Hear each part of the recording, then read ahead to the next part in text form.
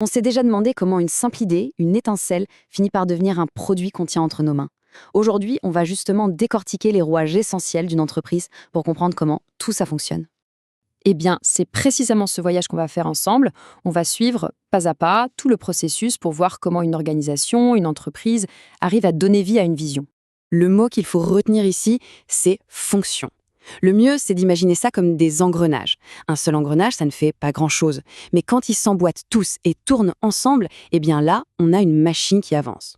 Bon, alors, par où commencer? Par le début, évidemment. La toute première étape de ce grand voyage, c'est ce moment un peu magique où une idée, qui n'est encore qu'une pensée, commence à prendre forme pour de vrai. Tout part d'une étincelle. Et ça, c'est le terrain de jeu de la recherche et développement, la fameuse R&D. Mais attention, il ne s'agit pas juste d'avoir des inventeurs géniaux dans un labo. Pour une entreprise, innover, c'est une question de survie. Sans ça, elle stagne. La R&D, c'est le moteur qui la force à explorer, à conquérir de nouveaux marchés.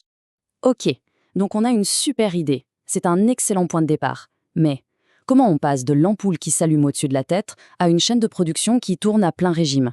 C'est là qu'on entre dans le vif du sujet, dans le cœur du réacteur de l'entreprise. Eh bien, c'est le rôle de la production. C'est vraiment la fonction qui va rendre l'idée concrète. C'est elle qui prend des matières premières, des ressources, et qui les transforme en un produit fini. Que ce soit une voiture dans une usine, ou même une application via des lignes de code. C'est à ce moment-là que l'idée devient un objet réel. Et il ne faut pas croire que c'est simple. La production, c'est bien plus que juste assembler des pièces. C'est un véritable balai logistique. Il faut penser à tout. Gérer les stocks pour ne jamais être à court, garantir une qualité irréprochable du début à la fin et bien sûr optimiser l'utilisation des ressources. Chaque petit détail a son importance. Voilà, notre produit existe, on peut le toucher, le voir, c'est génial.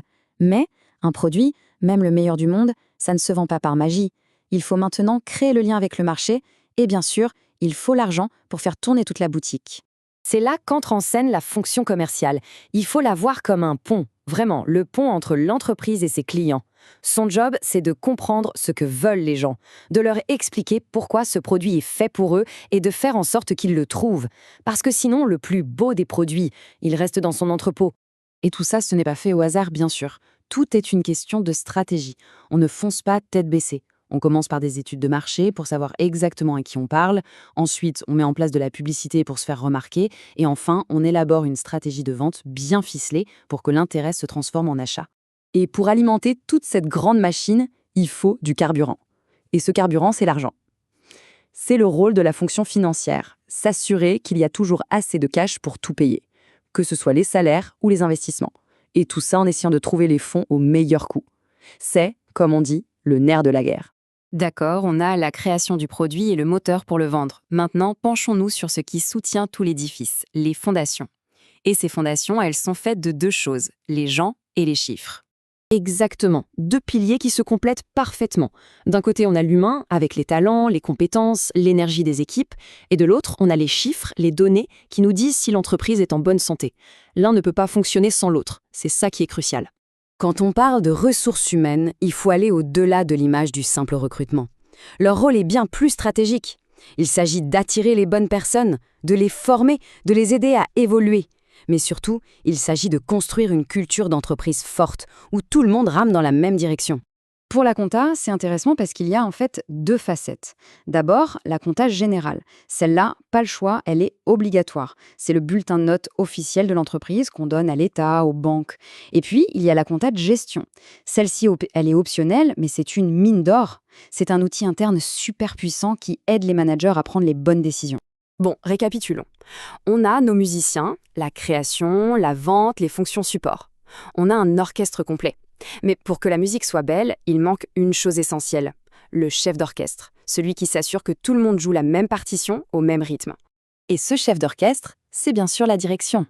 C'est elle qui donne le tempo, qui fixe la destination. Son rôle est de définir les objectifs, de planifier comment y arriver, de vérifier en cours de route si on est toujours sur la bonne trajectoire, et si besoin, de corriger le tir.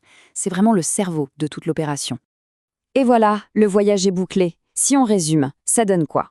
On part de l'innovation, on passe à la création matérielle, puis on établit la connexion avec le client. Tout ça est rendu possible par le soutien des RH et de la finance, et l'ensemble est chapeauté par la direction.